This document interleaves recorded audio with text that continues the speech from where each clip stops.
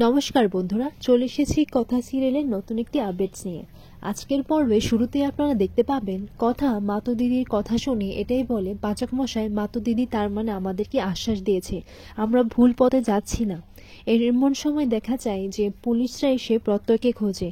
তখন প্রত্যয় বলে, হ্যাঁ আমি বলছি প্রত্যয়, বলুন আপনারা কি বলবেন।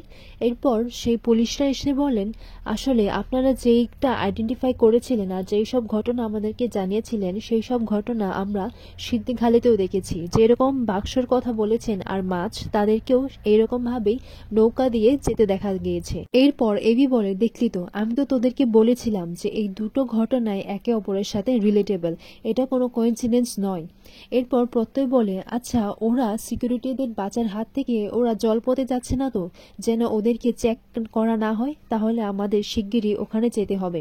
এরপর সব পুলিশ বাহিনী আর কথা আর বাকি সবাই সেইখানে চলে যায় যেখান থেকে মালগুলো তোলা হবে। তখন দেখা যায় যে মাধু দাদা ওই গুন্ডাটাকে ফোন করে বলে, কি রে, মালপত্র সব গুছিয়ে নিয়েছিস তো, দেখ কোনো পাঞ্চাল যাতে না হয়। তখন সেই গুন্ডাটা বলে, আরে মাধু দাদা তুমি কিচ্ছু চিন্তা করো না, এই তো বাস মালগুলো তুলে দিয়ে পেমেন্টটা নিয়ে আমি আসছি। এরপর মাধু দাদা বলে, না না এখানে আসবি না, কদিন গা ঢাকা দিয়ে থাকবি। তখন সেই গুন্ডাটা বলে, কেন মাধু দাদা। তখন মাধব বলে, আসলে এখানে কিন্তু একটু গন্ডগোল হয়েছে, তাই আমাদেরকে একটু গা ঢাকা দিয়ে থাকতে হবে। এর পরের মুহূর্তে দেখা যায় সেখানে এভি এসে বলে, কিরে মাল দিয়েছিস আর টাকা নিবি না, এই বলে ওই গুন্ডাটাকে এভি মারপিট করতে লাগে।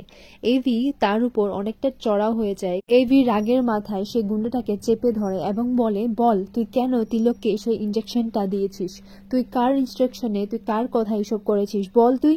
তখন সেই গুন্ডাটা বলে, আমি কিচ্ছু জানি না। এরপর প্রত্যয় বলে, দেখ যা যা জানিস সবকিছু ভালো বলে বলে দে, এরপর তো তোকে আমাদের বাড়িতে নেমন্তন্ন করে খাওয়াবো, অনেক ভালো ভালো খাবার খেতে পারবে। এবিকে সামনে বলে, ব্রো তুই চিন্তা করিস না, তুই একটু শান্ত হ। এরপর সে লোকগুলো বলে, আসলে এর মধ্যে তো মাছ আছে। এরপর পুলিশরা চেক করে দেখে, হ্যাঁ সত্যি এর মধ্যে মাছই আছে। তখন কথা সেই ধাঁধাগুলো আবারও মনে করতে লাগে যে পেটের কোণে কিছু একটা বলেছিল মাধু দিদি। এরপর কথা এটাই ভাবে যে জলের রানী তো মাছ, তাহলে পেটের কোণে মানে তাহলে কি মূর্তি। তখন অ্যানি বলে, প্লিজ কথা এত ওভার থিঙ্কিং করো না, এইসব কি বলছো। তখন এরি বলে, দাঁড়া দাঁড়া একটু ভেবে দেখ, তুই কি কোনো ক্লু পেয়েছিস। তখন কথা বলে, তার মানে মাতো দিদির ধাঁধার মধ্যেই সবগুলো উত্তর দেওয়া আছে, উনি ভুল কিছু বলেননি। এরপর এভি সেই মাছগুলো দেখে যে হ্যাঁ মাছের পেটের মধ্যে সেলাই করা আছে। কথা বলে, এই তো সবগুলো মাছের পেটে সেলাই করা আছে, তার মানে নিশ্চয়ই এই মাছের পেটের মধ্যেই কোনো না কোনো রহস্য আছে। এভি বলে, চল মাছগুলো একবার দেখি। তখন এভি সে মাছের পেটগুলো কেটে দেখে এবং তার মধ্যে থেকে ওই মন্দিরের স্কাল্পচারগুলো সেই টুকরো টুকরো করে রাখা আছে। মন্দিরের হস্তলিপি মাছের পেটের মধ্যে লুকিয়ে সে হস্তলিপিগুলো পাচার করা হচ্ছিল।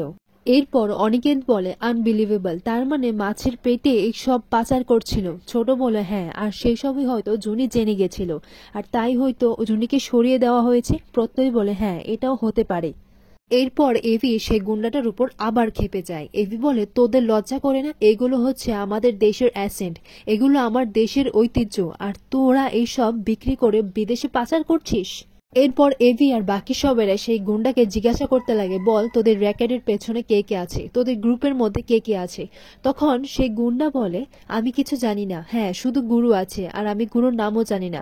তখন কথা বলে, তুই সব জানিস, বল বল তুই আমার বোন জুনিকে কোথায় রেখেছিস। অনিকেত এইদিকে চড়াও হয়ে যায় ওই লোকটার উপর। এরপর কথা বলে, বল, না হলে কিন্তু যেই বটি দিয়ে তোরা এই মাছের আঁশ ফেলেছিস সেই বটি দিয়ে আমি তোকে মেরে ফেলবো। এরপর সেই গুন্ডাটা ভয় পেয়ে বলে, দয়া করে আপনি আমাকে প্রাণে মারবেন না, আমি বলছি, আমি সবটাই বলছি। এরপর সেই গুন্ডাটা বলে, আমি আপনাদের মধ্যে একজনের কথা শুনেছিলাম, কিন্তু বিশ্বাস করুন আমি জানি না উনি কোথায়। হ্যাঁ যদি জানে তাহলে সেটা মাধব দাদা, আর মাধব দাদাই কোথাও জুনিকে লুকিয়ে রেখেছেন। আমরা তো শুধু মাধব দাদার শীষ দেওয়াতে আমরা কাজটা করতাম। এরপর কথা বলে, তার মানে মাধব দাদাই হরবোলা জানে। তখন সেই গুন্ডাটা বলে, হ্যাঁ, তার মানে মন্দিরে ওইসব পশু পাখির আওয়াজ মাধব দাদাই ডেকেছিল।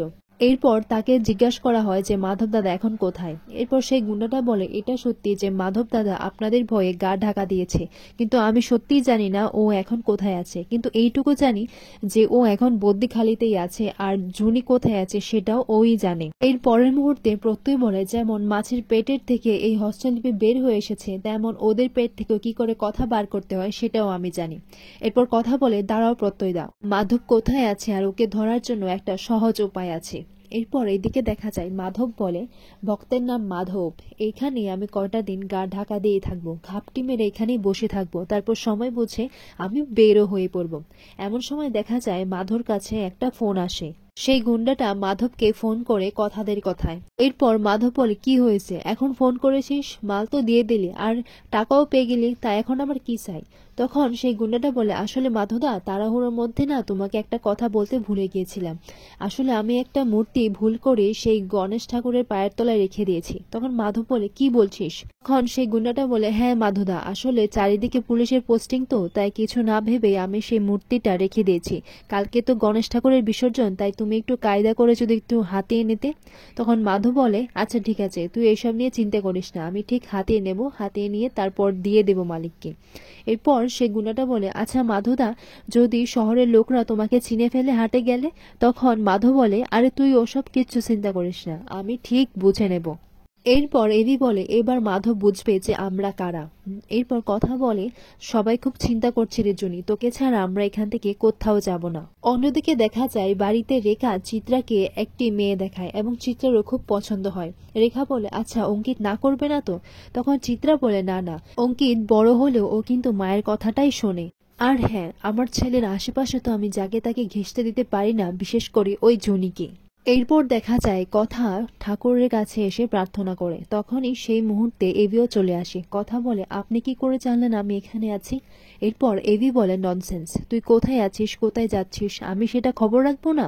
আর তুই কি একাই জুনির জন্য চিন্তা করছিস, তুই কি একাই চিন্তায় রাগ জাগছিস, আমি কি জুনির জন্য চিন্তা করছি না। শোন, আমরা জুনিকে পেয়ে যাব, আর জুনিটা কোথায় আছে, কিরকম অবস্থায় আছে, আমরা ঠিক খুঁজে বার করব, আর আমরা সবাই তোর পাশে আছি।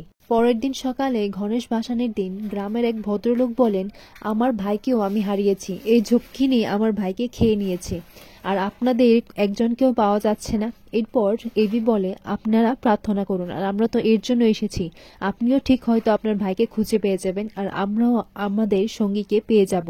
এইদিকে অনেকে গণেশ ঠাকুরের আরতি করে বলে জুনিকে ফিরে আসতেই হবে। অন্যদিকে দেখা যায় যে জুনিকে কেউ একজন আটকে ওকে বেঁধে রেখেছে। জুনিকে বিয়ের সাজে তৈরি করা হচ্ছে, আর এদিকে ম্যান্ডি জুনিকে সাজিয়ে দিচ্ছে। প্রান্তিক বলে, তুমি কি ভেবেছিলে আমার কাছ থেকে হাতছাড়া হয়ে যাবে, তুমি কি ভেবেছিলে আমি কিচ্ছু বুঝি না আর কিছুই দেখছি না, আমি সবটাই জানি, আমি সবটাই বুঝি।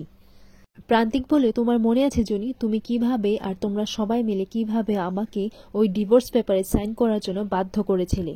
আর জুনি নিজে মনে মনে অঙ্কিতের কথা ভাবতে লাগে। এরপর এদিকে অঙ্কিত এটাই শুনতে পায় যে জুনি অঙ্কিতকে ডাকছে। আর এখানে আজকের পর্বটি শেষ হয়।